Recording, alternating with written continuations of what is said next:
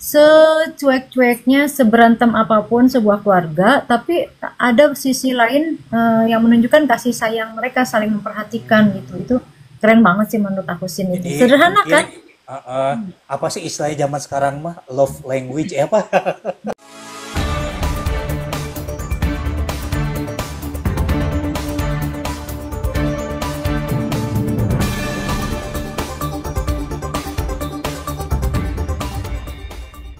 Halo teman-teman, kita akan live ngomongin kehilangan, ngomongin film dengan para pengamat dari Forum Film Bandung. Jadi ada 3 film studi kasusnya, ada Bila Esok Ibu Tiada, Satu Kakak Tujuh Ponakan, dan juga Perayaan Mati Rasa. Teman-teman yang kebetulan lagi nyaksiin live ini, kita gabung aja ngobrol tentang kehilangan ya.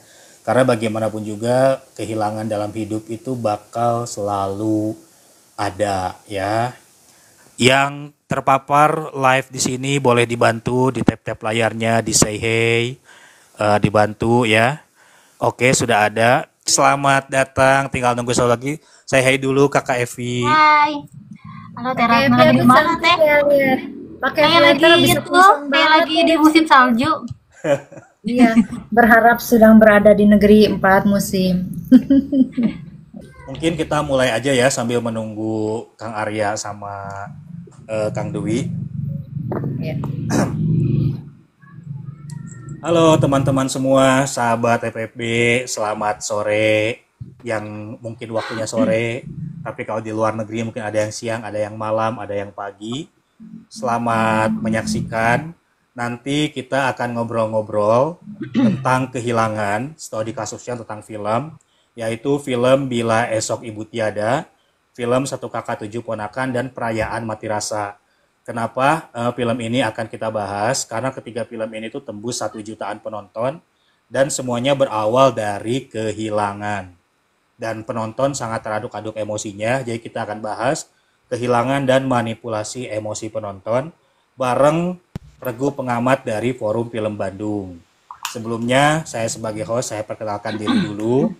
Nama saya Raja Lubis, ini di akun @_Raja Lubis. Jadi kalau di Instagram underscore-nya di belakang, kalau di TikTok underscore-nya di depan, karena sudah ada yang pakai. Saya sapa-sapa dulu aja yang sudah join dari regu pengamat Forum Film Bandung. Ada, halo, selamat sore Teh Ratna Ayu Budiarti.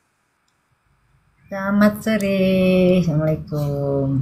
Waalaikumsalam.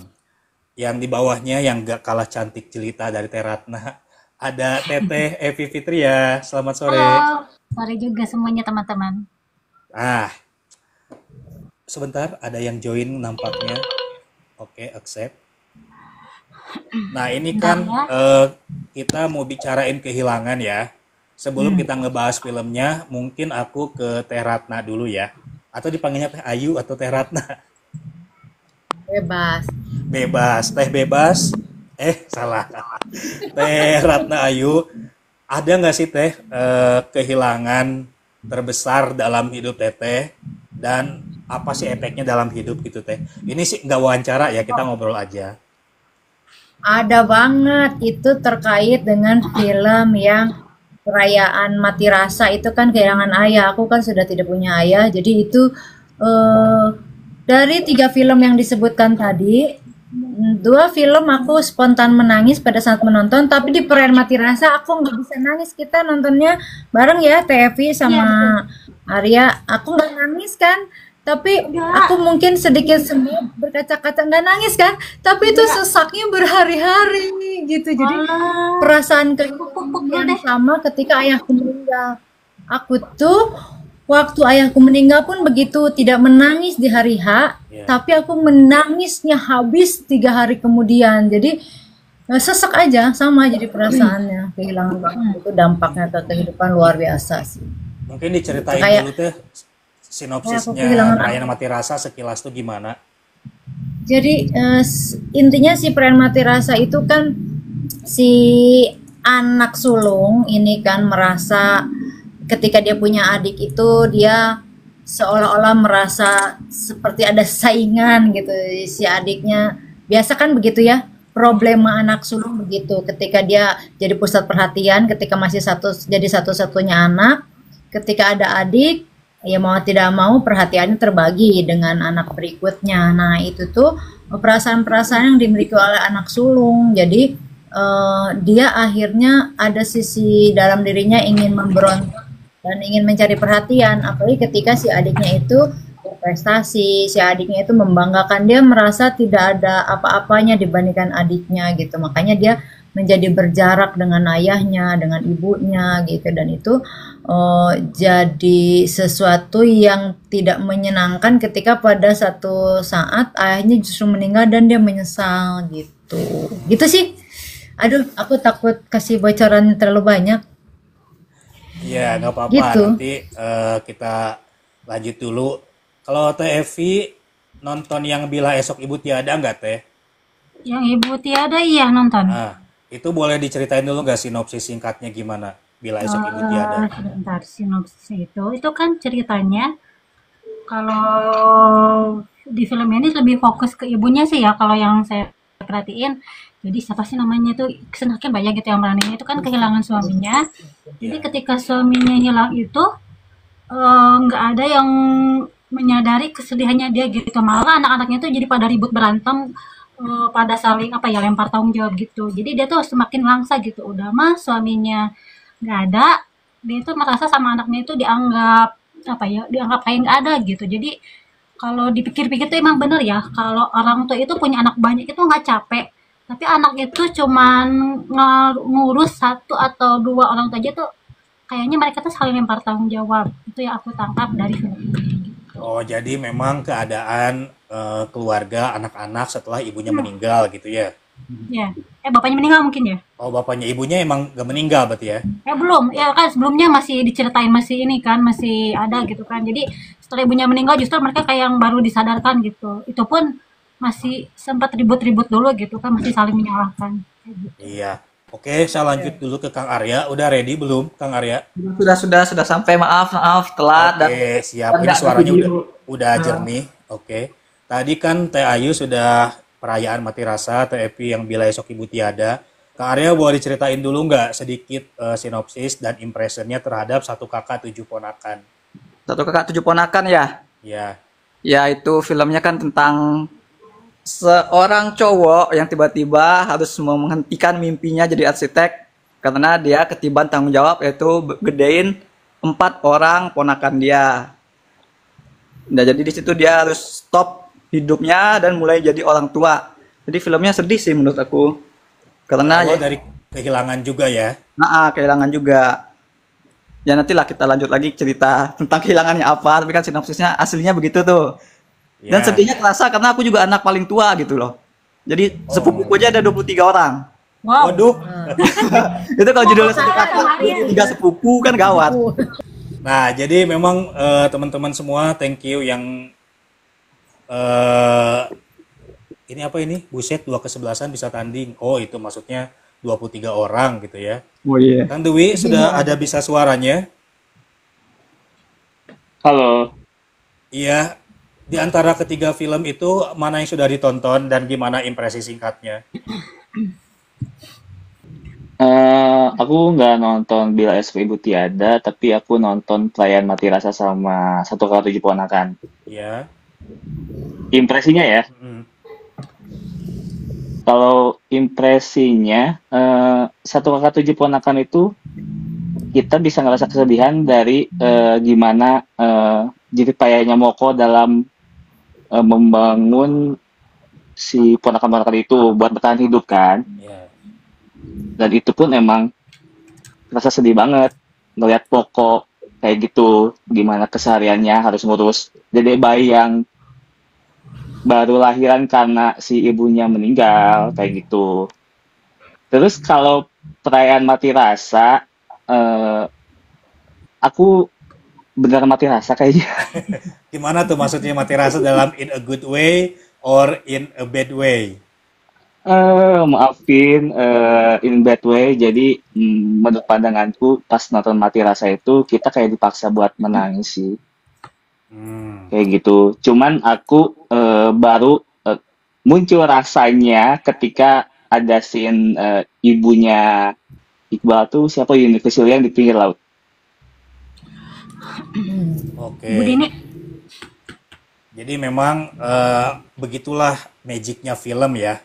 Bisa membuat Betul. orang menangis, bisa membuat orang mati rasa, dan pengalaman menonton seorang itu walaupun yang ditonton adegan yang sama gitu ya, pasti akan punya rasa yang berbeda-beda di tiap penonton.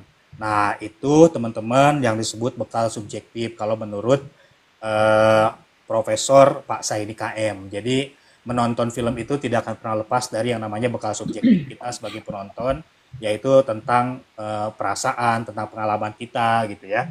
Nah, balik lagi ke soal perasaan gitu. Mungkin nanti siapa dulu yang mau mulai. Ini kan ketiga film ini tuh punya kesamaan ya. Berawal dari kehilangan, dan ketiganya itu mendapat jutaan penonton. Bisa dibilang termasuk film yang cukup laris di antara film-film lainnya ya.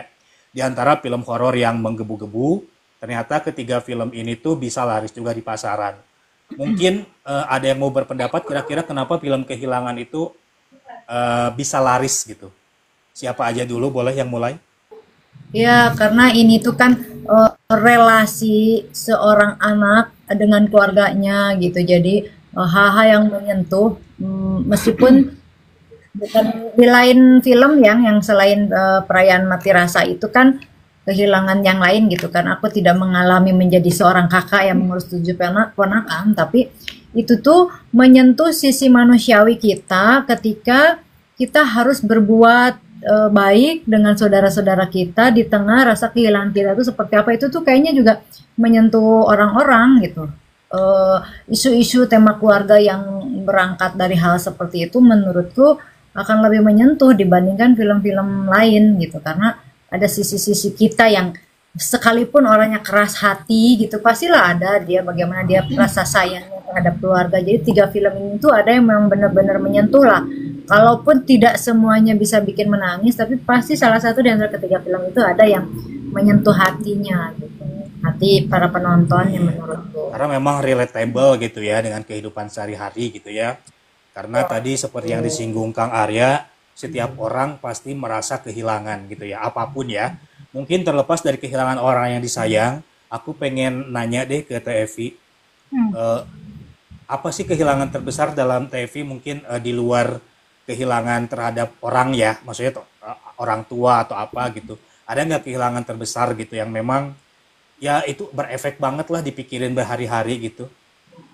Kalau kehilangan terbesar selain orang tua apa ya? Mungkin sih ini kalau buat sebagai orang bakal kelihatan konyol gitu ya. Waktu itu pernah nih punya kucing piaraan, kucingnya tuh mati dan itu nangis berhari-hari.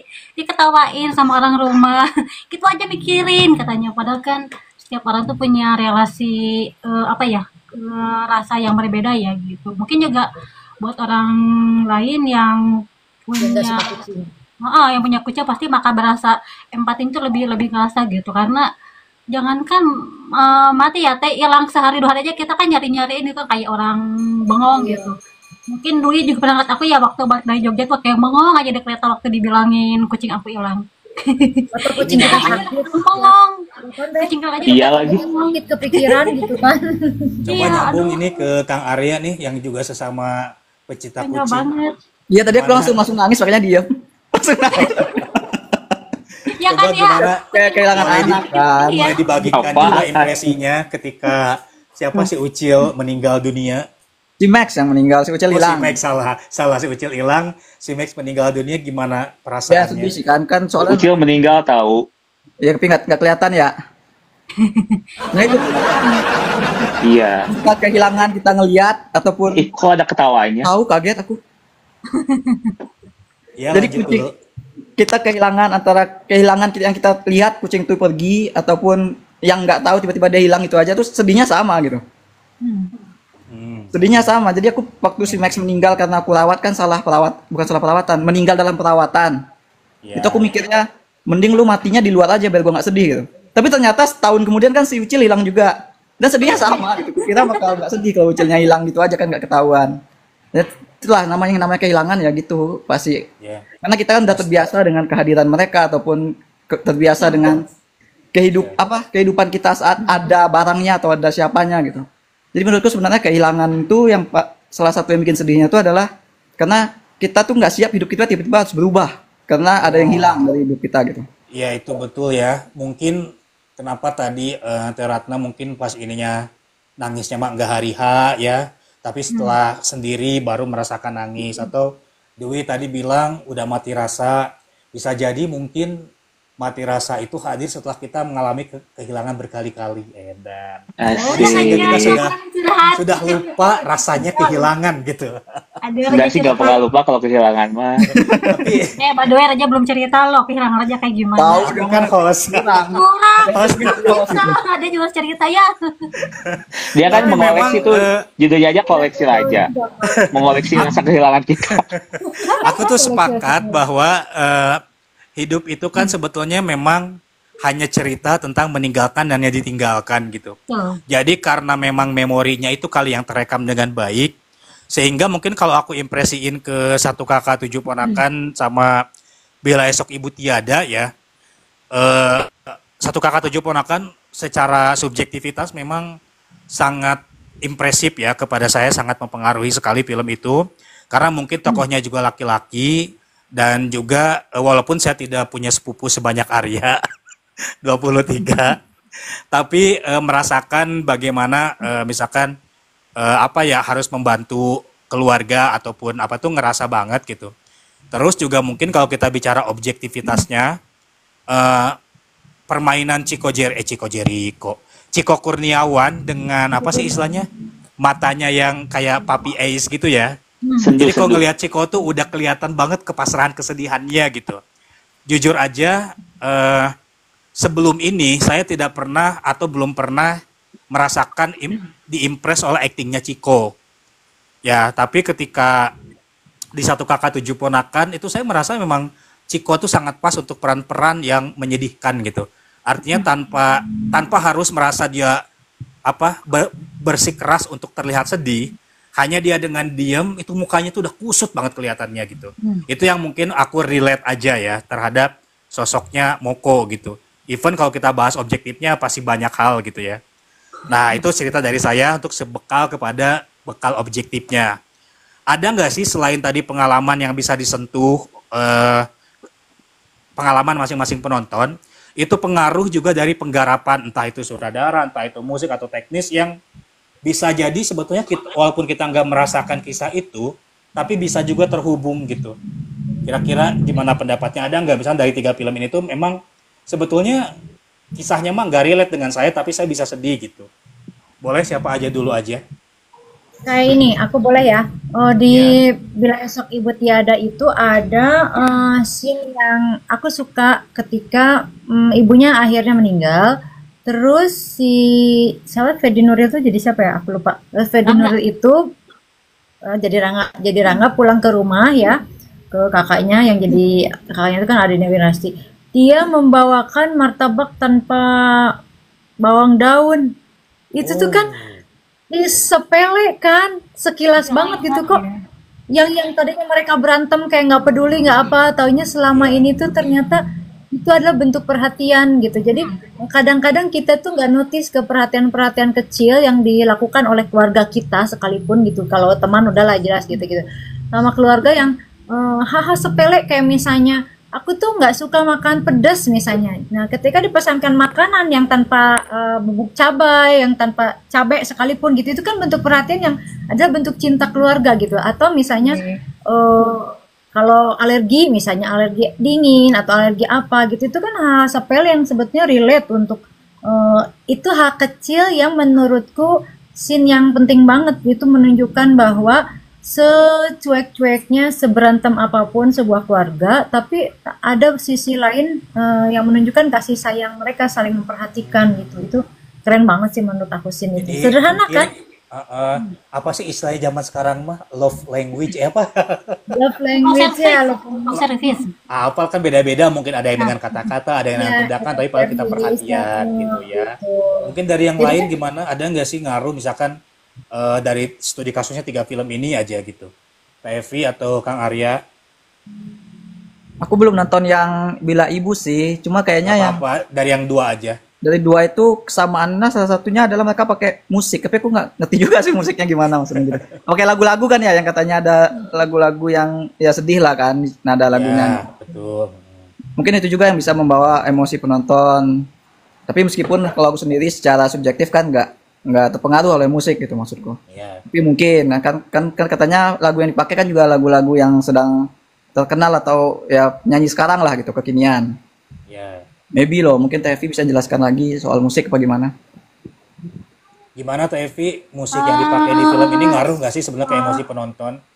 Musik kalau secara emosi sih dari ketiga film ini sebenarnya nggak terlalu ngaruh ya buat aku, tapi kalau secara kemasan sih yang paling dapat itu di film Mati Rasa gitu. Ya, Itu yang paling dapat, terutama kayak yang apa sih laut gitu ya, yang jauh-jauh gitu di liriknya itu kan jadi kayak orang tuh yang lagi sedih itu kayak merasa orang-orang di sekitar itu lagi menjauh gitu, kayak gitu sih. Lagu laut, Oh, judulnya iya, laut. laut ya oh benar. itu yang Jadi orang tuh nyanyi kayak tuh merasa dijauhi gitu. Ketika bersedih itu mereka Serenade, tuh kayak Serenade. butuh perhatian. Midnight Serenade ya. Mm-mm. Jauh. Ya, mereka tuh butuh Midnight Serenade. perhatian, pengen didengerin aja. Padahal kan orang tuh mereka tuh sebenarnya kalau yang kayak gitu itu ya butuhnya tuh curhat gitu, bukan butuh dikasih solusi atau nasihat, cuma perlu didengerin. Karena kan kadang-kadang ada ya orang yang curhat tapi begitu dikasih masukan dia malah jadi defensif kan, ngomel. Jadi dia cuma pengen apa ya? Kayak pengen nyampah Benar. gitu. Ya, Oh, paling bener benar. kan?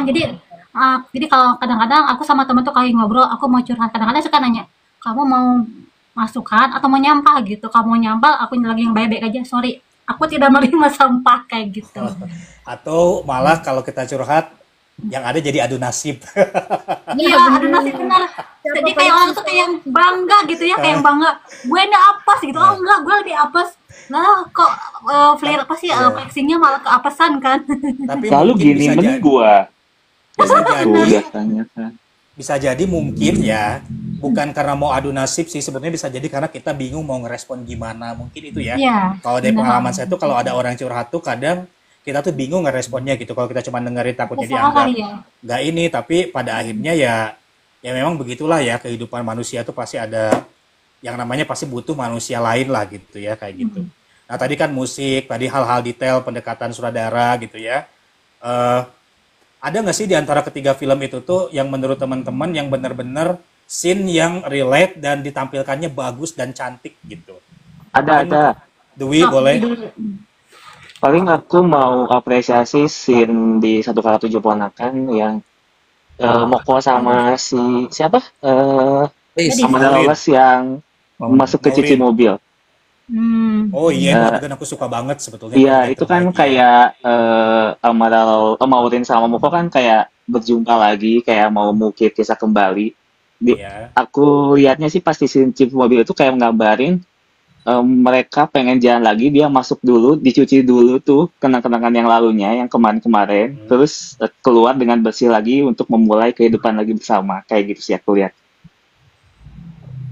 Itu Arya, cantik Arya. banget sih cuci mobil itu. Arya ada yang ini? Apa tadi? Simbolisasi. Mungkin scene yang detail yang bagus menurut Arya yang itu membuat langsung impresi lah kepada emosi kita gitu. Kalau aku kenanya di itu sih, waktu si Moko jemput Ais terus dia ngajak main piano, Pop Ice. ya itu kan waktu mereka ngobrolin tentang kenapa sih lu main piano, kan katanya kalau gua main piano Ais ngerasa ada bapak gitu. Terus mereka saling terbuka jadinya kan, Iya. dengan piano yang pura-pura itu kan, pura-pura Iya. piano, ngetik piano lagi, piano. Terus akhirnya kan si Mokonya juga bilang, gue juga ngelakuin ini, gedein ponakan-ponakan itu supaya ngerasa kakak gue masih hidup gitu. Jadi tuh Iya. kerasa banget kita tuh kehilangan, Iya. tuh karena kita kehilangan memori tentang mereka tuh, kita ingin mereka tuh terus ada gitu loh. Jadi kita ngelakuin sesuatu Buat berharap mengingat. melakukan sesuatu tuh dengan harapan kita bisa terus mengingat mereka gitu. Ya aku tuh kekenanya di situ. Ya, tapi bener sih itu scene yang menurut aku pendekatan yang di Lawrence tuh bagus di situ sumpah. Kamera fokus ke meja pop es kan, lagi menirukan tangan piano kan. Itu buatku simbolik yang menarik ya dari Yandi ya, yang memang nggak tahu ya, aku ngerasa sedih banget di situ, walaupun mungkin adegan kesana sebetulnya agak too much ya. Too much tuh maksudnya apa ya, satu-satu kan didatengin ya, itu buatku emang agak too much dan terlalu lama, tapi memang powerful sih di masing-masing scene itu sih. Kalau Eh, aku aku gimana? kalau aku menurutku too much-nya tuh waktu dia neken piano tuh musiknya ada, musiknya nggak usah ada gitu. Jadi kita Nah, iya iya Ah, itu, iya. ya itu maksudku. Jadi harusnya memang biarkan suara hening itu masuk ke imaji penonton gitu. Heeh. Jadi penonton yang akan berimajinasi bahwa mereka itu sedang mendengar musik piano gitu. Itu yang menurutku menarik ya. Itu menarik ini Nah, sekali ya. ya di sini Oke, tuh musik malah jadi over kan kayaknya. Iya. aku sambil sapa ini ya. Orang dapur sama Ristian Mawada, thank you udah join ya. Kalau mau ngobrol-ngobrol silakan request aja, ntar kita accept ya. Oke, nanti kita masih ngomongin lagi secara objektif ya. Kalau nih kan ini Yandi itu satu kakak tujuh ponakan. Umay Sahab, Perayaan Mati Rasa, dan Rodi Sujarwo itu Bila Esok Ibu Tiada. Kan ketiganya bukan sutradara yang baru sekali bikin film ya. Rodi Sujarwo mungkin sudah paling senior, sudah pernah bikin AADC lain sebagainya. Terus Yandi Lawrence juga ini bukan film pertamanya, sudah ada Keluarga Cemara dengan tema yang serupa. Dan juga ada Umay Sahab, ini juga film ketiga kalau nggak salah ya.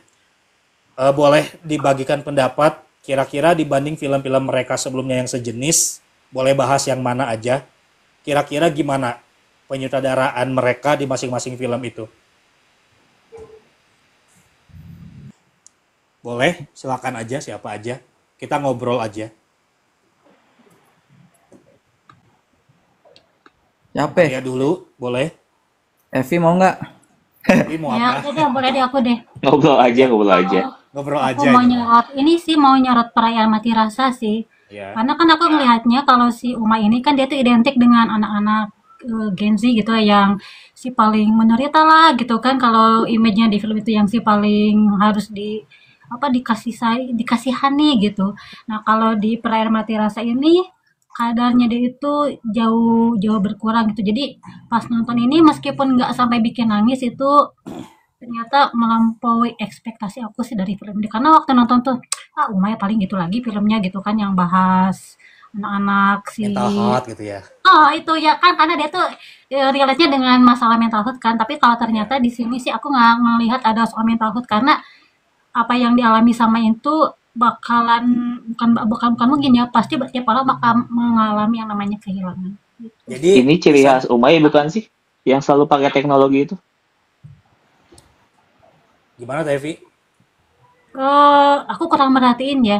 Iya sih ada juga ya kayak yang di film-film dia yang lain. Cuman kalau aku sih lebih fokus ke ceritanya sih. Kalau mungkin tuh lebih ke elemen itunya ya, elemen apa namanya artistiknya. Jadi buat itu sih buat aku sih nggak masalah. Cuman kalau dari deliver ceritanya, isunya dia nggak udah lebih apa ya, udah lebih segmennya udah lebih meluas gitu. Nggak hanya fokus ke anak-anak si mental health itu tadi gitu. Oke, kalau Arya mungkin yang Yandi, langsung pause. Dwi mungkin atau Teh Ratna kalau nonton Keluarga Cemara sebelumnya, siapa yang nonton Keluarga Cemara? Arya, Dwi atau Teh Ratna? Saya nonton cuman bentar. Coba kalau Yandi di Keluarga Cemara dengan satu kakak tujuh ponakan gimana perkembangannya menurut Dwi? Kalau dibilang sangat berkembang sih aku lihat gimana Yandi melakukan pendekatan kepada pemain-pemainnya itu kayaknya di satu kakak tujuh ponakan itu lebih dia berhasil ini apa? Berhasil melakukan apa ya kayak bondingnya tuh kerasa banget di satu kakak tujuh ponakan dibanding Keluarga Cemara ya kalau kata aku ya. Lebih kerasa ini ya, maksud solid performance aktor-aktornya gitu ya. Betul. Untuk ensemble cast aku bilang sih ini suatu peningkatan dibanding Keluarga Cemara ya. Iya. Kayak gitu. Teh Ratna atau Arya mungkin pendapatnya?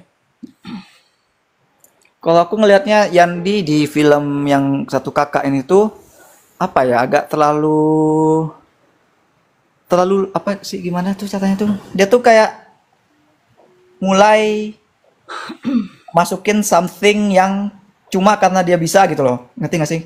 Oh Jadi tuh iya. Mm-mm. ada banyak adegan yang aku ngerasa film Satu Kakak Tujuh Ponakan itu agak kepanjangan dan kerasanya tuh kayak bisa ada yang dipotong-potong ataupun dipadetin gitu lah maksudku. Kayak ada, Ya.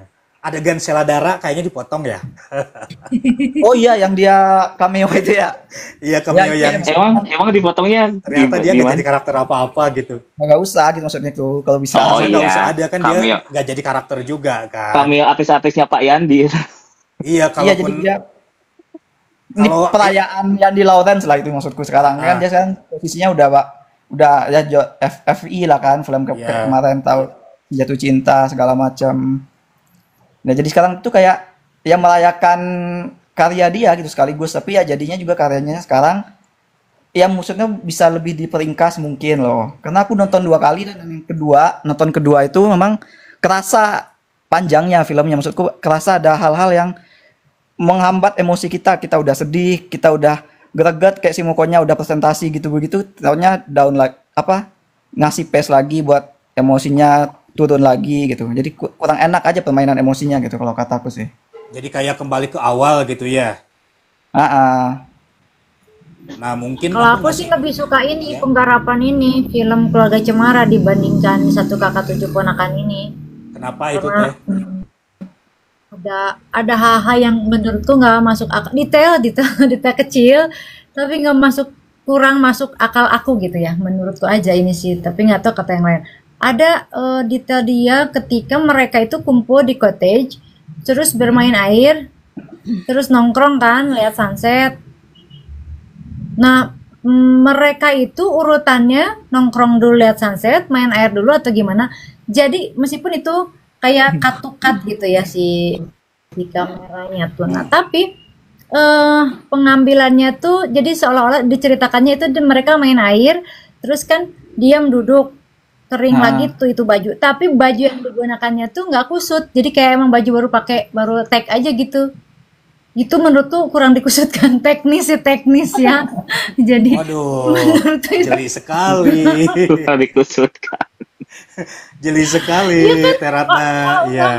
udah main air itu baju kita apalagi bahannya katun itu kan pasti kusut, sekalipun kering tidak akan rapi kayak baru disetrika banget gitu loh. Itu tuh Mungkin di sana kelihatan. ada laundry coin teh.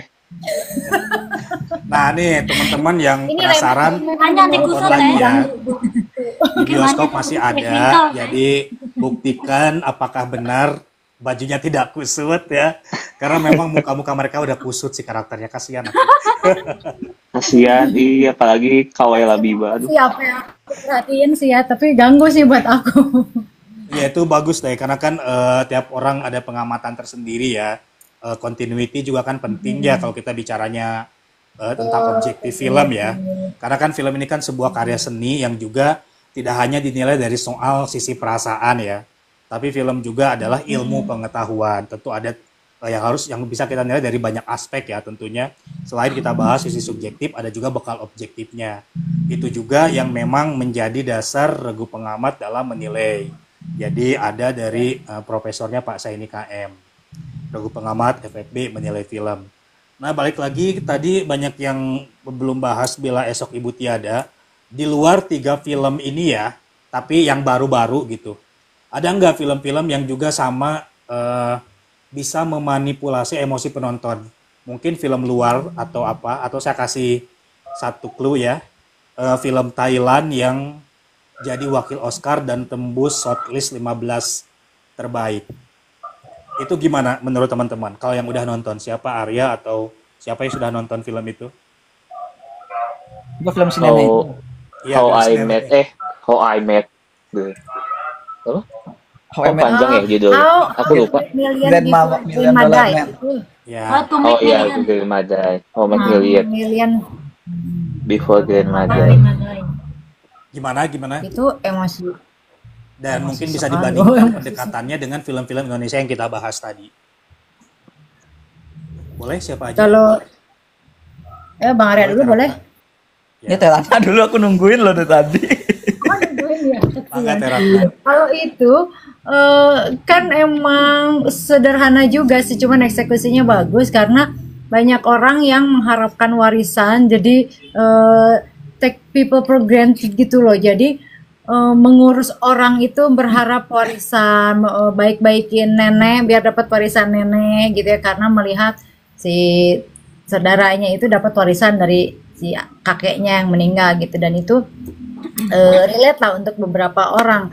Dan ini pesan moralnya itu bagus banget ketika Kok rubah? ketika pada akhirnya Lanjut nih kayaknya lanjut dulu. endingnya itu adalah bahwa ya kita itu emang kalau mau sayang ya sayang aja sama keluarga, apalagi gitu, nggak usah berharap ngurusin gara-gara hartanya mau dapat atau enggak, belum tentu juga kan harta yang dimilikinya itu jatuh ke dia gitu. Itu eh, bagusnya itu karena dia nggak pakai, kan biasanya kalau film-film di Indonesia kadang scene-nya itu pakai lokasi yang terlalu wah gitu. Oh, Dia kan lokasinya rumah yang berantakan ya, selayaknya nenek-nenek lah yang seneng sekali numpuk barang itu tuh, di situ tuh single dapat banget. rail gitu Mungkin ya. kalau aku agak suzon sama sineas kita, mungkin nenek-neneknya akan lebih dibikin lebih kaya raya yang gimana banget, terus barang-barangnya tuh kelihatannya punya sesuatu gitu. Kayak rumah Nggak Tom kayak Hanks ya kayak rapi banget gitu kan. Yang Kalau ini kan estetis gitu ya, Teh. kayak rumah. Kalau ini kan acak-acakannya tuh ya, estetisnya acak-acakan, tapi itu menggambarkan ekonomi menengah ke bawahnya tuh ada di situ, kelihatan gitu kan, sampai dia harus pakai apa, sekat pakai gorden gitu-gitu. Jadi itulah sih menurut aku. Kalau di Indonesia kan mungkin ya akan digarapnya karena ini mengharapkan warisan si nenek, pasti digarapnya neneknya itu yang punya kekayaan yang segimana gitu, nggak akan Crazy Rich ya. masuk kalau di Indonesia. Kayak mungkin Jadi crazy rich nenek. di sinetron ya, yang kaya raya gitu ya. Iya gitu. Yang kayak rumahnya Lala enteng-enteng. Bidadari kayaknya. Gitu. Nah ini nih ya, berandai-andai dari 3 film tadi nih, seandainya nanti boleh ya jawab satu-satu ya. Seandainya Indonesia mengikuti Thailand mengirimkan ke Oscar film drama keluarga yang paling layak dan kenapa, itu film apa? Boleh dari 3 film ini, walaupun kalau ada film lain ya, sejauh ini ya. Boleh dari Arya dulu. Kalau dari 3 itu aku nyaloninnya si A1 Kakak sih. Hmm. Karena apa sih, keadaan keluarganya membiayai hidup itu kan mungkin menurutku bisa lebih universal ke orang luar juga gitu. Tinggal mungkin kalau mau ada perubahan ya nambahin kelokalannya aja gitu aja sih. Kalau dari Tevi, Aku juga sama Arya, 1 kakak 7 ponakan. Pertama kan kalau dari elemen filmnya, dari apa namanya, artistiknya kan dia tuh paling sederhana ya dibanding Esok Ibu Tiada, apalagi sama Mati Rasa. Udah paling kalah lah gitu kalau si 1 kakak 7 ponakan, karena sederhana banget. Terus yang kedua, dia itu kan remake dari series ya, film yang lama. Kalau misalkan apa namanya, Keluarga Cemara diangkat lagi, orang kan udah tahu gitu ya. Jadi ada ekspektasi sama nonton film ini kayak gimana sih gitu, penerjemahan sutradara ketika diangkat di film. Tapi kalau 1 kakak 7 ponakan ini kan orang-orang itu kan banyak yang nggak aware ya, apalagi kan penayangan seriesnya kan termasuk singkat ya. Tapi ternyata ketika orang nonton itu wah, responnya tuh bagus banget gitu. Jadi orang tuh kayak yang nggak apa sih, abai gitu sama series yang kayak gimana dulu, tapi pas dapat di layar lebar itu prestasinya tinggi itu kan berarti dapat banget gitu, terlepas dari kesederhanaan filmnya ya, karena dibanding film tadi aku bilang itu paling sederhana banget tapi dia bisa mencuri hati penonton. kalau Kang Dwi lagi pause. Kalau Teratna di antara 3 film itu atau ada film lain yang kira-kira cocok diajukan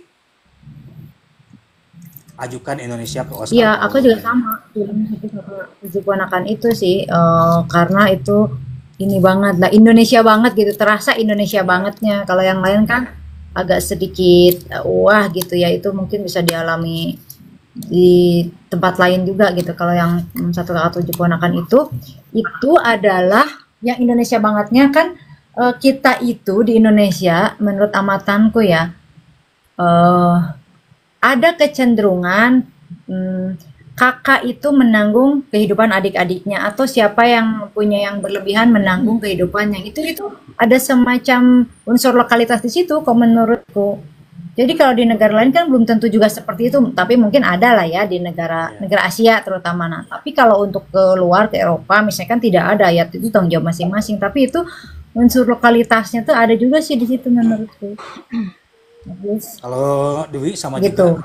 Wi, Halo, sama sih. Satu kata tujuh ponakan, mungkin kita bisa bawa isu si sandwich generation ini. Mungkin belum sama juga kayak di negara lain, tapi kayaknya isu sandwich generation ini bisa buat jadi campaign buat Indonesia, film Indonesia yang dimasukin ke Oscar kayak gitu sih. Jadi Sandwich mari generation tuh ada nggak di luar sana? Apa? Sandwich generation tuh istilah kita apa ada di luar sana gitu? Sandwich generation. Orang luar tahu nggak istilah sandwich generation? kayaknya Hmm, enggak deh. kayaknya enggak Indonesia deh. Jadi kita doang.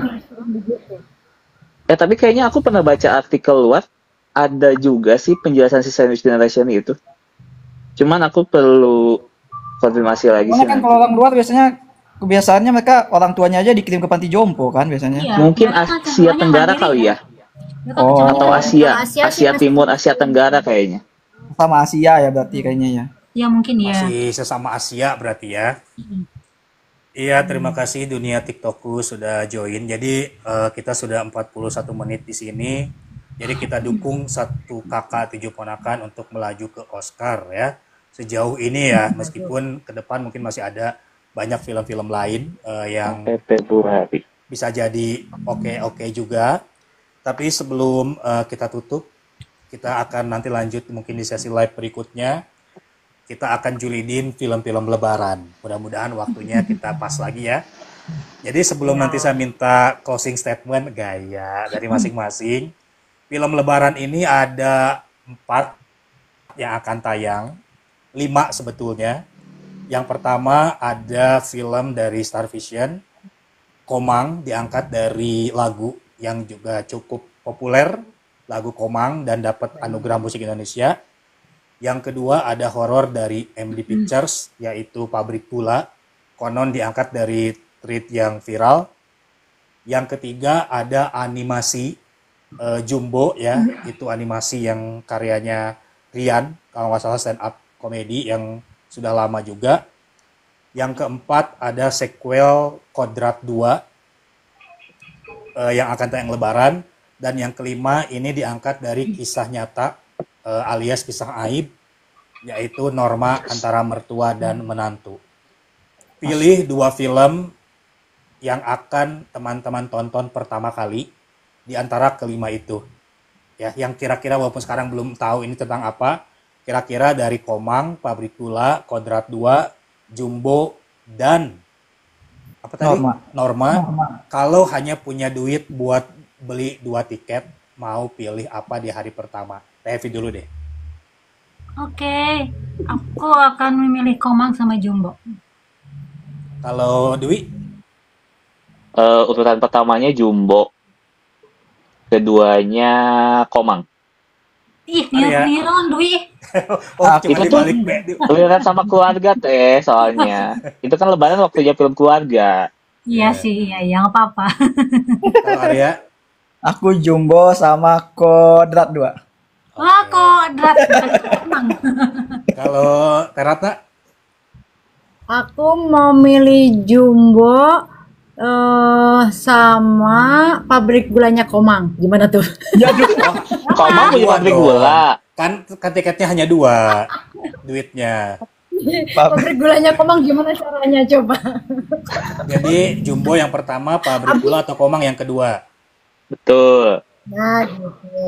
Ya. Terata pilih Karena dulu mau. kalau yang Komang nggak penasaran banget, nggak penasaran banget karena apa ya udah cerita apa dengar cerita mengikuti si Raim Laode jadi oh ya gitu terus karena aku pernah tinggal di Bali tahulah kalau pernikahan pertentangan Iya, pernah tinggal mereka di kalau Bali. Oh enggak, maksudnya jadi kayak gitulah, nggak bikin penasaran gitu.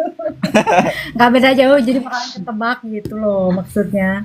Kalau aku Gitu. nomor satunya jelas Kodrat 2 karena penggemar horor, dan yang paling jelas karena yang jadi istrinya Ustadz Kodrat adalah Acha Septriasa.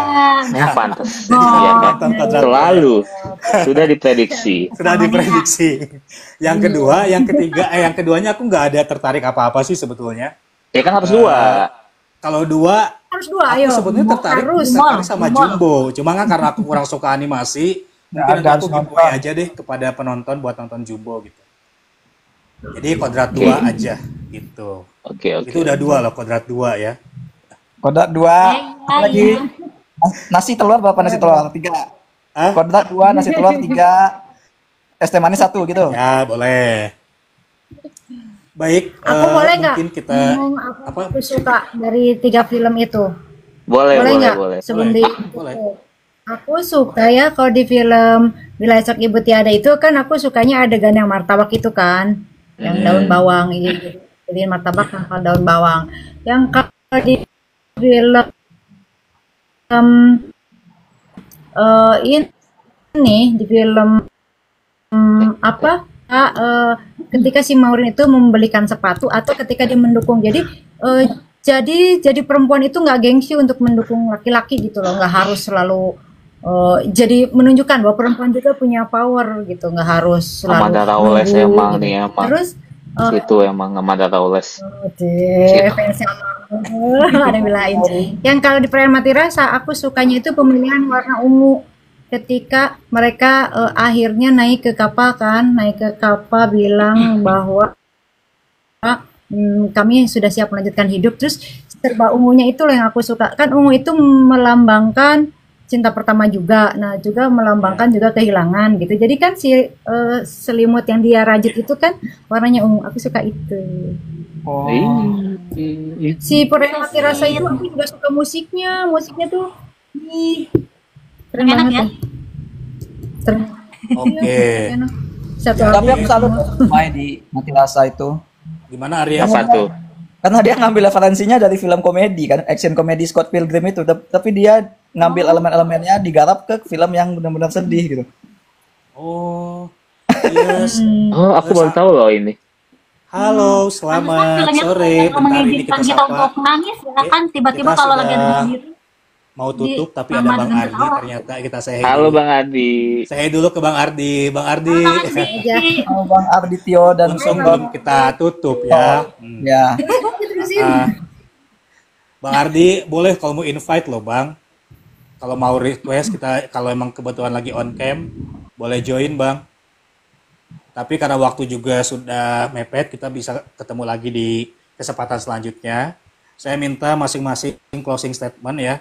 Pesan atau quote terbaik untuk orang-orang yang merayakan kehilangan. Saya akan mulai dari, udah disiapin kan? Ini mah di briefing ada ya. Jadi, langsung Baca-baca langsung tuh. pause Belum. Langsung buka catatan dia mah. ya. Ini sudah jadi berikan closing statement terbaik, pesan atau apapun itu kata mutiara tentang kehilangan dari masing-masing. Saya mulai dari yang paling muda deh, dari Dwi dulu deh. Ya Allah. Kira- Tidak. Aku tahun 97. Kehilangan tuh emang menyakitkan.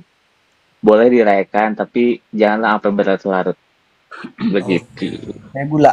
Tahu kayak malam. Kehilangan memang menyakitkan, silahkan dirayakan tapi tidak berlarut-larut. Tepuk tangan dulu dong. Mana sih dulu suara tepuk tangannya mana sih? Tadi Lalu ini mana juga ada baru-baru main-mainan. ada efek tepuk tangan tadi. Tahu tadi ada. Oh ada ya. Tepuk tangan tuh apa bahasa Inggrisnya? Clap ya. Close. Clap. Aplaus. Ada. Akhirnya bisa. Ketahuan nih hostnya jarang live. Setelah Dwi ke siapa, ke Arya, Aduh, ke aku. kan dari yang paling muda. Oh iya benar. Apa? Aneh udah. Mainannya umur ya. Oke. Ya, jadi kan semua hal di dunia ini ada expiration date-nya. Untuk itu, marilah kita, kalau aku ambil quotes dari film komedi Fire Up, marilah kita sibukkan kehidupan kita dengan menciptakan memori dan menciptakan rencana gitu. Karena pada akhirnya yang kita punya adalah kenangan kita tentang yang kita kehilangan itu. Makanya di filmnya kan juga, di film Kartu Kakek Diperanakan, dia berusaha menjaga adiknya demi menjaga kenangan dia tentang kakaknya. Terus di film Perayaan Mati Rasa dia juga akhirnya kan berdamai setelah dia mengingat kenangan dia di kapal sama David. Ya, belum selesai, udah tepuk tangan aja. Nggak tahu ini kepencet kayaknya.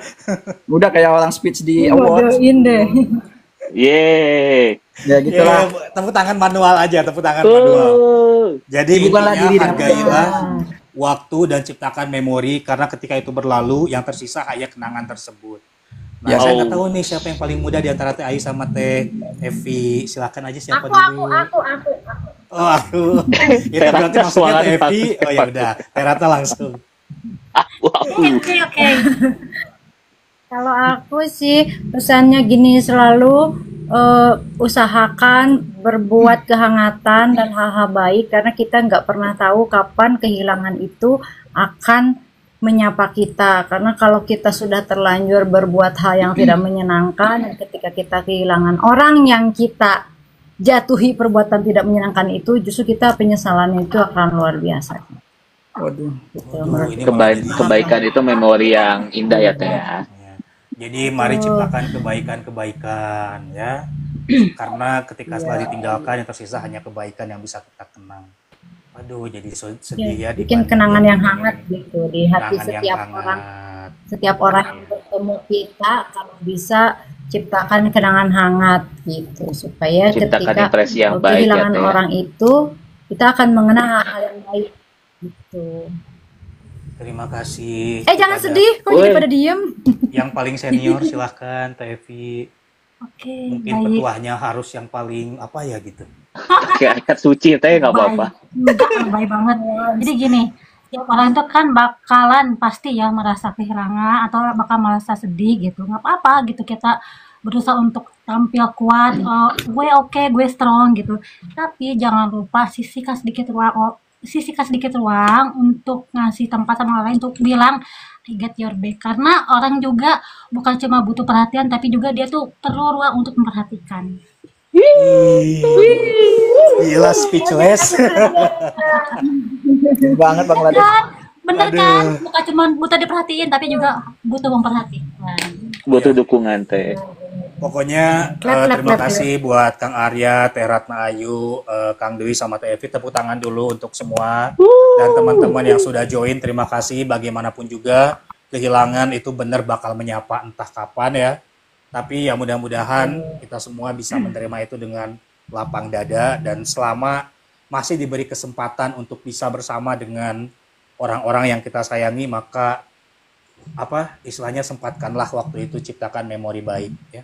Mungkin begitu saja dulu pertemuan kita. Jadi sedih enggak? Kita akan lanjut lagi mungkin nanti di sesi-sesi selanjutnya bareng ngobrol-ngobrol lagi. Terima kasih. Boleh dadah-dadah dulu. Yang nggak ada videonya kasihan deh. Ya banget. Dadah. Kalau pencet Begini nih nggak bisa buka video. dadah. Nah, Caranya gimana sih? Dia terima kasih ya teman-teman semua yang sudah join. Jangan lupa follow Instagram Forum Film BDG, Festival Film Bandung, dan juga kunjungi di websitenya festivalfilmbandung.com. Saya Raja Lubis pamit, dan sampai ketemu di Bincang Santai volume selanjutnya. Bye-bye. bye.